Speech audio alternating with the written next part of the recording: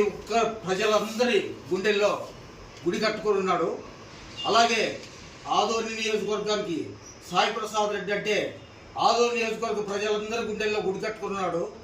అలాగే మండిగిరి పంచాయతీకి చెందినటువంటి శేషరెడ్డి గారు కూడా ఎప్పుడు పిలిస్తే పలికే నాయకుడుగా మండిగిరి గ్రామ పంచాయతీలో అందరి పేద ప్రజల గుండెల్లో గుడి కట్టుకున్నాడు.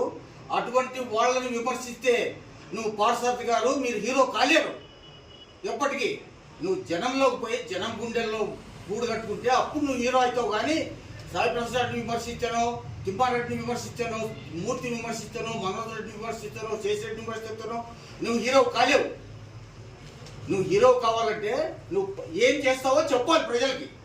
ఏం చెప్పకుండా నువ్వు విమర్శ చేయడమే పనిగా పెట్టుకొని ప్రచారంలో పాల్గొంటున్నావు.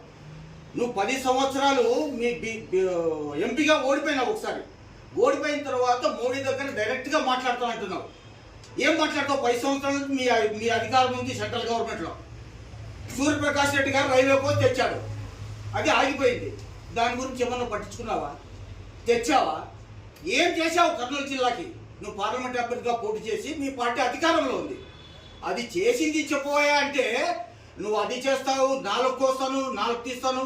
నువ్వు పట్టగారు పట్టుకొని పట్లు పీకేకి దానికి పనికొస్తావు తప్పితే నువ్వు 4 కోసేదానికి ఇది చేసేదానికి పనికిరావు. డెంటల్ డాక్టర్ మెంటల్గా మాట్లాడితే తరిమి కొడతాం. ఆదోళన నుంచి జాగ్రత్తగా మాట్లాడు. 4 అదుపులో పెట్టుకొని మాట్లాడాలి.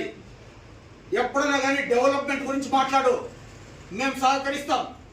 నువ్వు ఇష్టానుసారంగా మా నాయకులు మాట్లాడితే ఊరుకునే ప్రసక్తే ఉండదని చెప్తున్నాను నేను ఈ సందర్భంగా.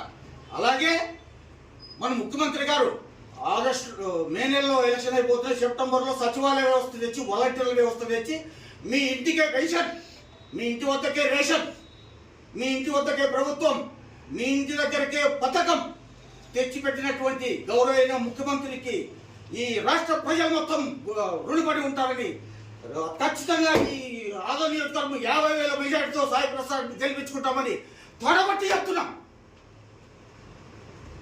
మీ పేరు? ఎంజీఆర్ కుమార్ రెడ్డి.